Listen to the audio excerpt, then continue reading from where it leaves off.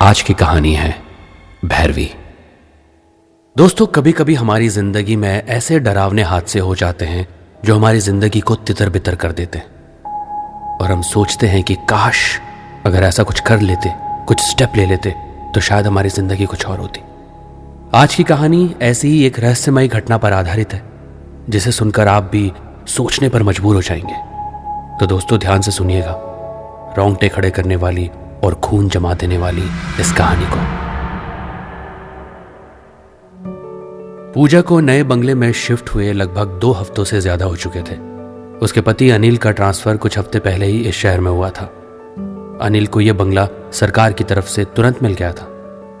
बंगला काफी खूबसूरत था, काफी बड़ा भी था, लेकिन शहर की आबादी से थोड़ा दूर। उस बंगले के आसपास कुछ ही मकान बने हुए थे।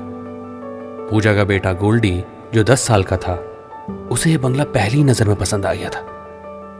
लेकिन जब से पूजा ने इस बंगले में कदम रखा, उसे हमेशा अजीब सा महसूस होता रहा। उसके दिल में हमेशा एक खौफ समाया रहता। सारे पड़ोसी उसे अजीब नजरों से देखकर उससे दूरी बनाए रखते। उस रात डिनर के बाद पूजा अपने बेटे गोल्डी को सुलाकर अपने बेडरूम में आ गई। पूजा को गुमसुम देख अनिल ने मुस्कुराते हुए कहा, क्या बात है पूजा, आज बड़ी चुपचाप हो? डिनर पर भी मैंने देखा तुम्हें ज्यादा बात नहीं की। सब कुछ ठीक तो है ना? अनिल, यहाँ के लोग थोड़ा अजीब नहीं है? मतलब अब शायद हम नए हैं इस जगह पर इसलिए ऐसा बर्ताव कर रहे हैं, या वो लोग ऐसे हैं। मुझे बड़ी अजीब सी नजरों से देखते हैं हमारे सारे पड़ोसी। पूजा की बात सुनकर अनिल हंसते हुए बोला, बस इतनी सी बात, और इसलिए तुम इतना परेशान? मुझे लगा यार पता नहीं कैसी बात है, क्या बात है जिसने तुम्हें इतना परेशान कर रखा। छोड़ो ये सब, इग्नोर करो उनको। ऐसी बात नहीं है अनिल, मैंने देखा है वो लोग मुझसे और गोल्डी से भी बहुत अच्छे से बात नहीं करते हैं। इनफैक्ट बात करने से भी कतराते हैं। पूजा, तुम बहुत ज्यादा सोच रही हो। नए नए लोग हैं, घुलने मिलने में टाइम लगता है। वक्त के साथ सब ठीक हो जाएगा। चलो सो जाओ। इतना कहकर अनिल सो गया, मगर पूजा की आंखों में नींद कोसों दूर थी। काफी रात के बाद पूजा की आंख लग गई थी कि तभी उसकी कानों में किसी की फुसफुसाहट की आवाज सुनाई दी। पूजा ने जब फुसफुसाहट को गौर से सुना तो बुरी तरह से चौंक गई। आवाज उसके बेटे गोल्डी की थी।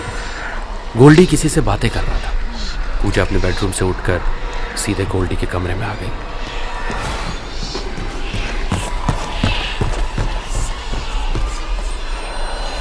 जैसे ही उसने गोल्डी के कमरे का दरवाजा खोला तो उसने देखा गोल्डी बिस्तर पर अकेला बैठा हुआ किसी से बातें कर रहा था।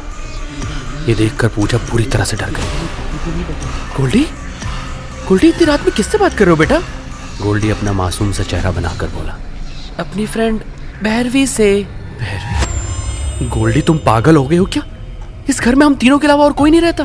पूजा की बात सुनकर गोल्डी उठकर पूजा के पास आकर खड़ा हो गया और उसने बहुत आहिस्ता से पूजा से कहा, मम्मी, मेरी और भैरवी की सीक्रेट दोस्ती है और उसने मुझे मना किया है कि हमारी दोस्ती के बारे में किसी को नहीं बताना। मम्मी, आप कमरे से बाहर चली जाइए ना प्लीज। देखिए भैरवी मुझे गुस्से में देख रही है। गोल्डी की बात सुनकर पूजा बुरी तरह से घबरा गई और उसे भी अचानक महसूस होने लगा कि उन दोनों के अलावा कमरे में कोई और मौजूद है। डर के मारे पूजा के रोंगटे खड़े हो गए और वो डरी सहमी चुपचाप अपने बेटे के कमरे से बाहर निकल आई। अगली रात डिनर की टेबल पर उसने यही बात अपने पति अनिल को बताई और अनिल जोर जोर से हंसने लगा।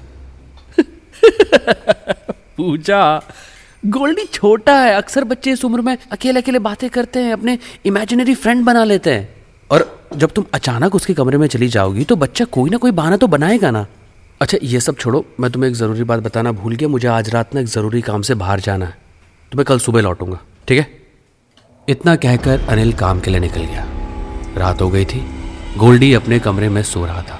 पूजा का कमरा गोल्डी के कमरे के ठीक बगल में था। पूजा कमरे की खिड़की से शीशे की तरफ मुंह किए हुए सोच रही थी कि अचानक उसने शीशे में काली परछाई को गुजरते हुए देखा। पूजा के पैर डर से वहीं जम गए। तभी उसने महसूस किया कि गोल्डी के कमरे का दरवाज़ा अपने आप खुल गया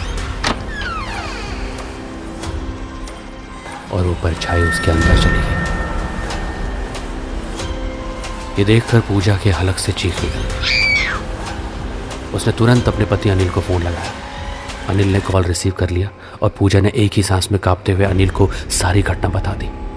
अनिल पूजा पर भड़क गया। उसने पूजा को डांटा और कहा उसे काम करने दे और वो कल सुबह ही तक वापस आ पाएगा।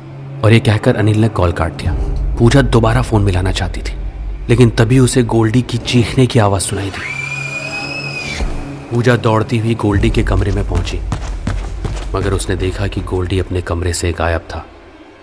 पूजा पागलों की तरह गोल्डी को आवाज़ लगाने लगी, मगर उस सुनसान बंगले में पूजा की आवाज़ लौटकर पूजा के पास आ जाती। तभी उसके कानों में बंद पड़े नीचे बेसमेंट से गोल्डी की आवाज़ टकराई। पूजा दौड़ती हुई नीचे बेसमेंट में पहुंच गई, मगर सामने का मंजर देखकर पूजा के होश फाख्ता हो गए। उसने देखा कि उस बेसमेंट में बहुत से लोग मौजूद थे। बेसमेंट की लाइट्स ऑन थी और एक लड़की ब्लैक गाउन पहने उसके बेटे गोल्डी का हाथ पकड़ी हुई थी। पूजा कपकपाते हुए बोली, कौन हो तुम लोग? और ये सब क्या हो रहा है? पूजा की बात सुनकर गाउन वाली लड़की मुस्कुरा कर बोली,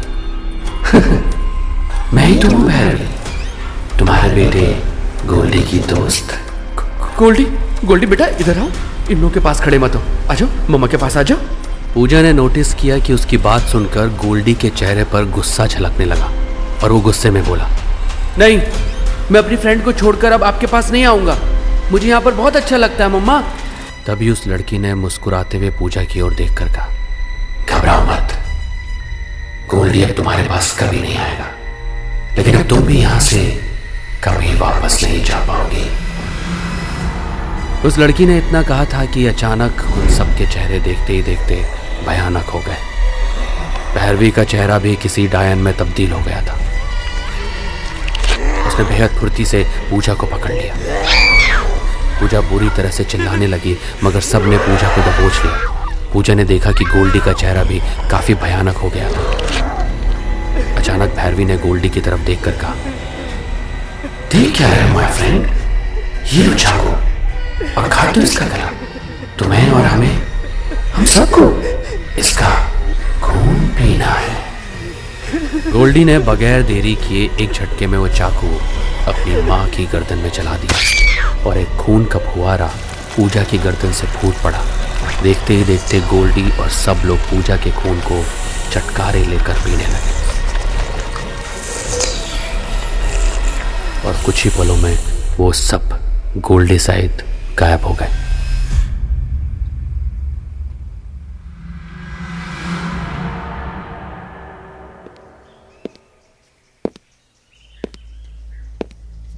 अगली सुबह जब अनिल वापस आया तो उसने अपनी पत्नी और बेटे को वहां पर नहीं पाया।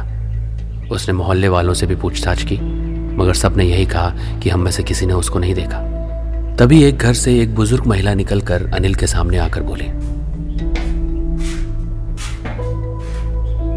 अब वो कभी नहीं मिलेंगे बेटा। ये क्या कह रही हैं आप? बुजुर्ग महिला ने अनिल को जो बातें बताई उसे सुनकर अनिल के होश उड़ गए। उसने बताया कि यह बंगला बरसों से वीरान पड़ा है। आज से 50 साल पहले एक लड़की कुछ लोगों को यहाँ रहने के लिए लेकर आई थी, जिन्हें वो अपना रिश्तेदार बताती थी। उस वक्त ये एरिया लोगों से आबाद था। उस लड़की के आने के बाद इस मोहल्ले में अचानक बच्चे और जवान गायब होने लगे। मोहल्ले वालों को उस पर शक हो गया। किसी को पता नहीं था कि वो कौन थी, कहाँ से आई थी। एक रात सभी लोग इस बंगले के अंदर घुस गए। उन्हें बेसमेंट के अंदर किसी के चीखने की आवाज़ सुनाई दी थी। वो सब बेसमेंट के नीचे भागे तो वो लड़की अपनी भयानक शक्ल से किसी जिंदा इंसान का खून पी रही थी। उन सब ने बेसमेंट के अंदर आग लगा दी।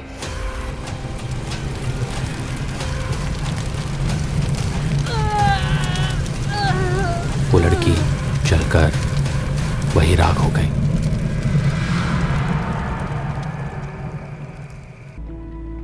मगर उसके बाद भी लोगों के गायब होने का सिलसिला नहीं थमा। लेकिन तब से ये बंगला बंद पड़ा है। कहते हैं वो औरत अलग अलग नाम बनाकर बच्चों को सम्मोहित कर लेती है और उसी बच्चे के हाथों से जवान लोगों की बलि दिलवाकर उनका खून पी जाती है और बाद में उन बच्चों को भी मार देती है। ये सब बातें सुनकर अनिल ने पुलिस को बुला लिया। दोपहर तक पूजा और गोल्डी की लाशें बेसमेंट से बरामद कर ली गई। इस घटना के बाद अनिल को सारी जिंदगी अफसोस रहा कि काश वो अपनी पत्नी की बात मानकर घर आ जाता तो शायद उसकी पत्नी और बेटा जिंदा होते। इसीलिए कहते हैं दोस्तों, हर वक्त हर बात को मजाक में लेना ठीक नहीं होता। धन्यवाद। ऐसे ही इंटरेस्टिंग पॉडकास्ट और ऑडियो स्टोरीज के लिए सुनते रहिए ऑडियो पिटारा। ऑडियो पिटारा सुनना जरूरी है।